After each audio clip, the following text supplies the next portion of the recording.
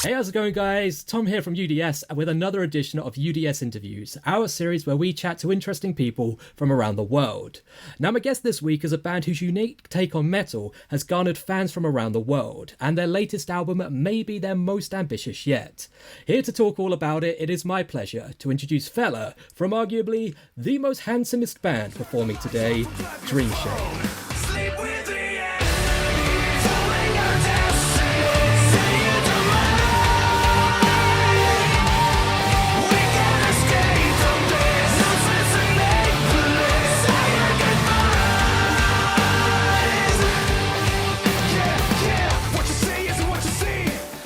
Thank you very much for having me, man. The pleasure is all mine. How are you doing in these weird times that we live in? I gotta say, I'm doing pretty good. It's hard to say because it used to be very bad at the beginning of the pandemic, but right now I'm getting so busy and used to it. So it's working. I'm also very excited for the record. It just came out, so absolutely, it's been great.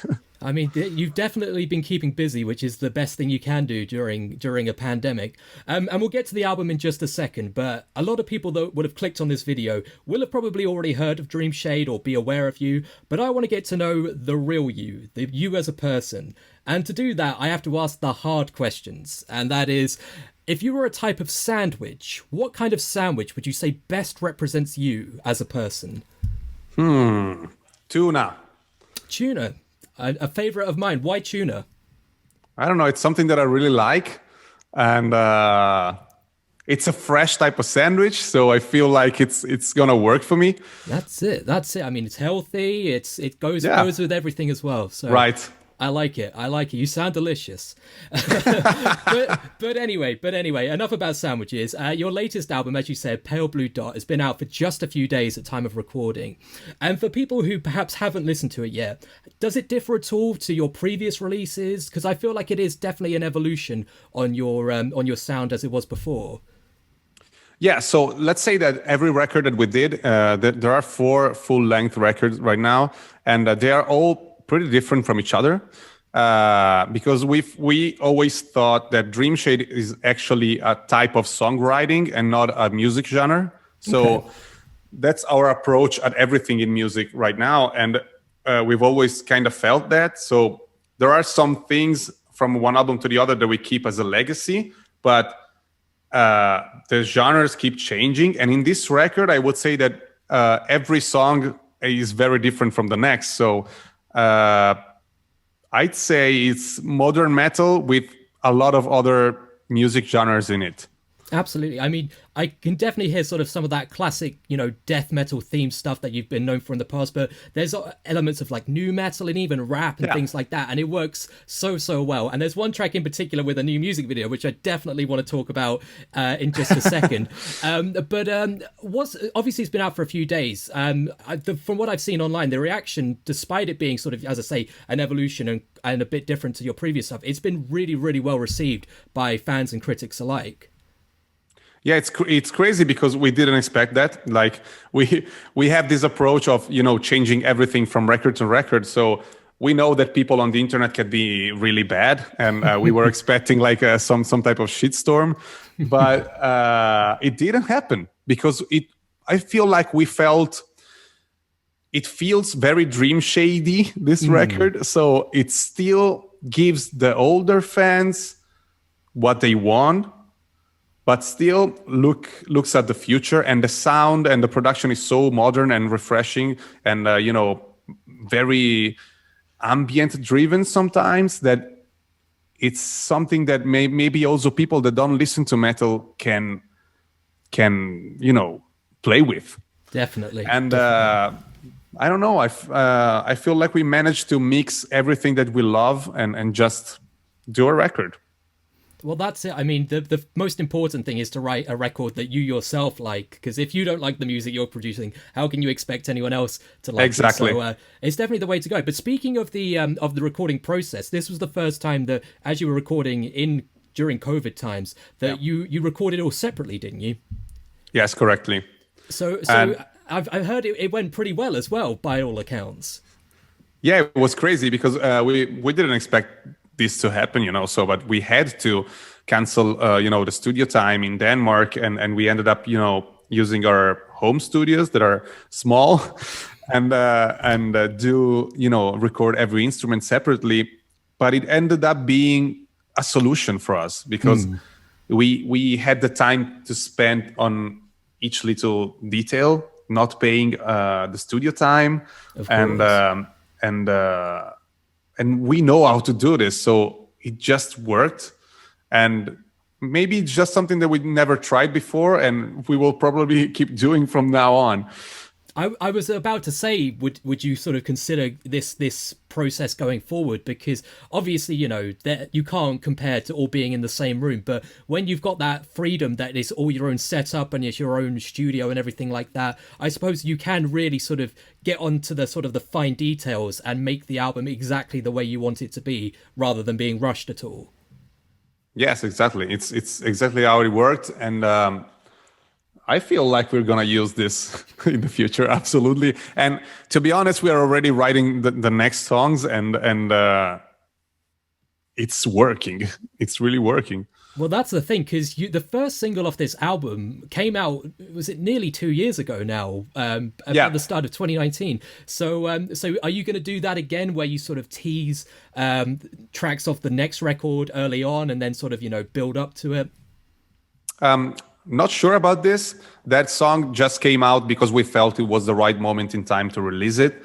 So we didn't have an album. We didn't even have a plan. We were just doing singles, digital releases and whatever at the time, because we felt it was like something that would work in 2019. And it did take us on tour in many different continents with that one song. So we felt like it did work, and then maybe felt that if we put that song in a record that can be somehow successful, many more people would notice that the potential of the song, and that's what we did. We just put it in the new record. Well, it definitely worked. It definitely worked. But speaking of the tracks on the record, I mentioned it before, but Stone Cold Digital has got, quite frankly, one of the best music videos I've seen in a long, long time. And I wanted to know what it was like making that, because you can just see on your faces in the video itself, it looks like you're having the best time. Yeah, so it's both videos, this one and the one for Question Everything. That's where we started doing everything ourselves, like releasing stuff, producing every record ourselves, and also the music video. So we're lucky enough to have this very good friend of the band that is an awesome director, and he lives very close to me. And we started working on this concept during the nights, because he was working very hard at his projects, and me, I was doing the same with mine. So we didn't really have daytime to do that. So we started, seeing each other after 2 a.m. Wow. And working on this song, because I knew that I had a very powerful song to give him for this new video. And I wanted something very, I didn't want the classic, rock or metal band video where everybody's playing and you're very used to it. I did want a movie, so that's what we tried to achieve. And the fun fact about this video is that everybody on set is our friends and family, so there is no really? actor. Yes, every costume, everything, every prop that you can see in the video, it's all done by us. That's amazing. Yeah, you would never have told, because as I say, it looks like it's, it could be a movie. It could be a short movie.